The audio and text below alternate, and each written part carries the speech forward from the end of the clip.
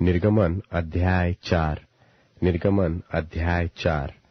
तब मूसा ने उत्तर दिया कि वे मेरे प्रतीति न करेंगे और न मेरी सुनेंगे, वरन कहेंगे कि यहोवा ने तुझको दर्शन नहीं दिया। यहोवा ने उससे कहा, तेरे हाथ में वह क्या है? वह बोला, लाठी। उसने कहा, उसे भूमि पर डाल दे। जब उसने उसे भूमि पर डाला तब वह सर्प बन गई और मूसा उसके सामने से भागा। तब यहोवा ने मूसा से कहा, हाथ बढ़ाकर उसकी पूंछ पकड़ ले कि वे लोग प्रतीति करे कि तुम्हारे पितरों के परमेश्वर अर्थात इब्राहिम के परमेश्वर, इसहाक के परमेश्वर और याकूब के परमेश्वर यहोवा ने तुझको दर्शन दिया है। जब उसने हाथ बढ़ाकर उसको पकड़ लिया तब वह उसके हाथ में फिर लाठी बन गई। फिर यहोवा ने उससे यह भी कहा कि अपना हाथ छाती पर रखकर ढाप। सो उसने अपना हाथ छाती पर रखकर ढाप लिया। फिर जब उसने उसे निकाला तब क्या देखा कि उसका हाथ कोढ़ के कारण हिम के समान श्वेत हो गया है। तब उसने कहा, अपना हाथ छाती पर फिर रखकर ढाप। और उसने अपना हाथ छाती पर रखकर ढाप लिया।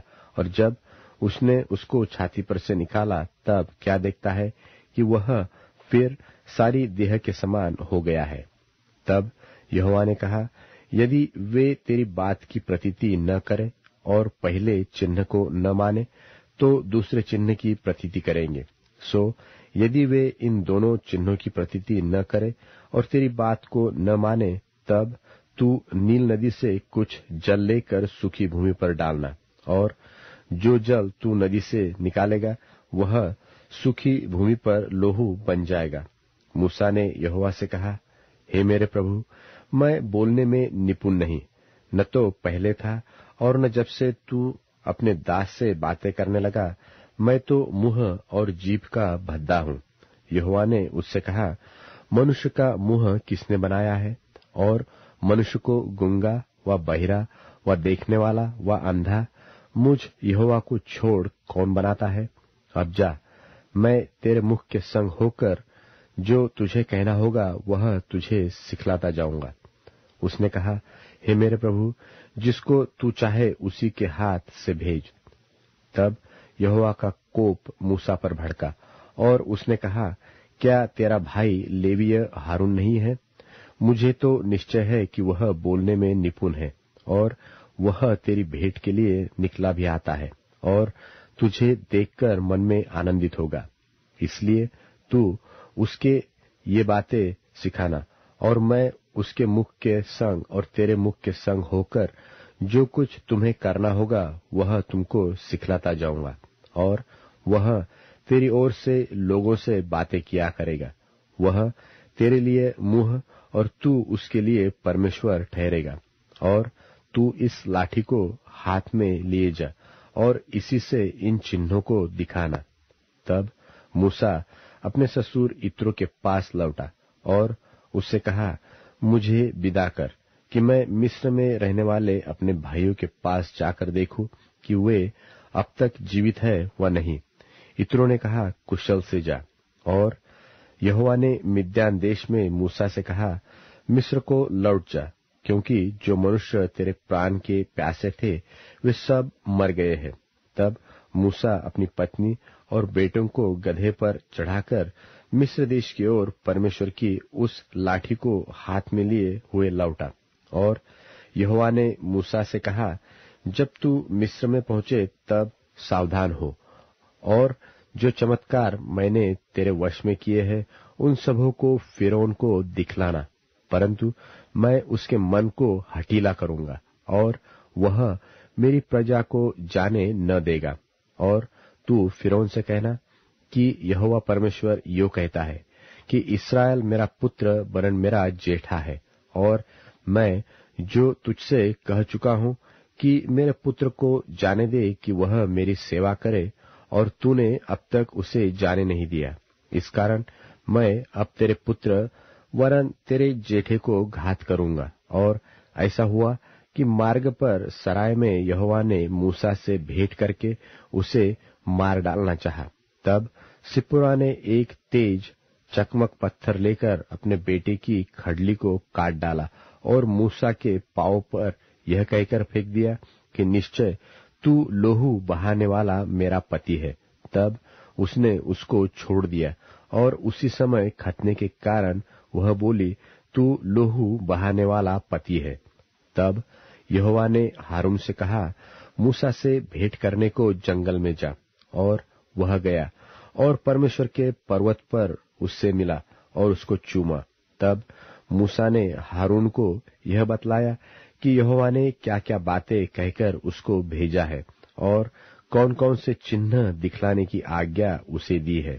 तब मूसा और हारून ने जाकर इस्राएलियों के सब पुरनियों को इकट्ठा किया और जितनी बातें यहोवा ने मूसा से कही थी वह सब हारून ने उन्हें सुनाई और लोगों के सामने वे चिन्ह भी दिखलाए और लोगों ने उनकी प्रतीति की। और यह सुनकर कि यहोवा ने इस्राएलियों की सुधि ली और उनके दुखों पर दृष्टि की है, उन्होंने सिर झुकाकर दंडवत की।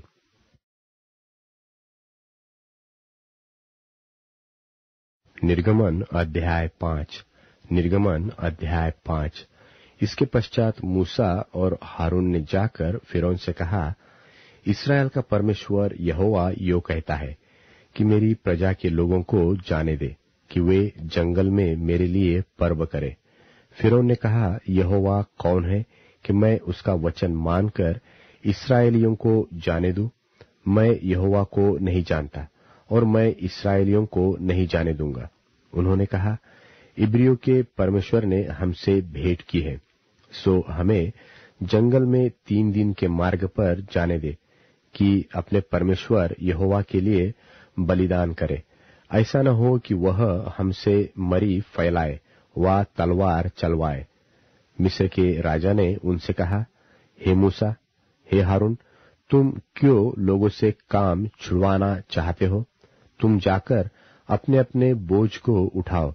फिर फिरौन ने कहा, सुनो, इस देश में वे लोग बहुत हो गए हैं, फिर तुम उनको परिश्रम से विश्राम दिलाना चाहते हो। और फिरौन ने उसी दिन उन परिश्रम करने वालों को जो उन लोगों के ऊपर थे और उनके सरदारों को यह आज्ञा दी कि तुम जो अब तक ईंटें बनाने के लिए लोगों को पुआल दिया करते थे, सो आगे को न देना। वे आप ही जाकर अपने लिए पुआल इकट्ठा करें। तो भी जितनी ईंटें अब तक उन्हें बनानी पड़ती थी उतनी ही आगे को भी उनसे बनवाना। ईंटों की गिनती कुछ भी न घटाना, क्योंकि वे आलसी है। इस कारण यह कहकर चिल्लाते हैं कि हम जाकर अपने परमेश्वर के लिए बलिदान करें। उन मनुष्यों से और भी कठिन सेवा करवाई जाए कि वे उसमें परिश्रम करते रहे और झूठी बातों पर ध्यान न लगाए।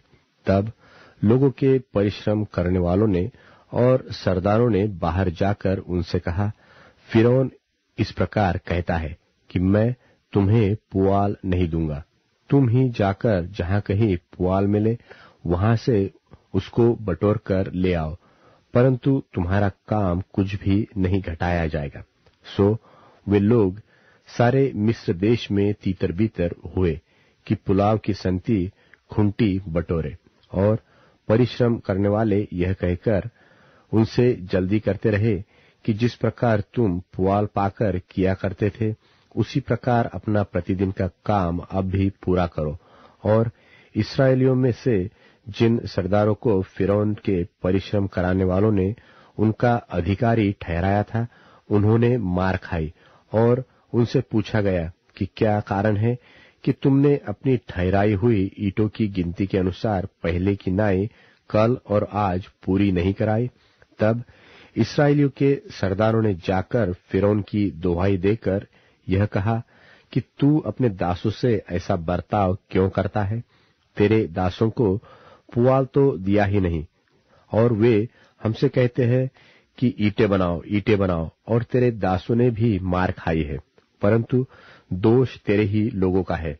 फिरौन ने कहा, तुम आलसी हो, आलसी, इस कारण कहते हो कि हमें यहोवा के लिए बलिदान करने को जाने दे, और अब जाकर अपना काम करो, और पुआल तुमको नहीं दिया जाएगा, परंतु ईंटों की गिनती पूरी करनी पड़ेगी।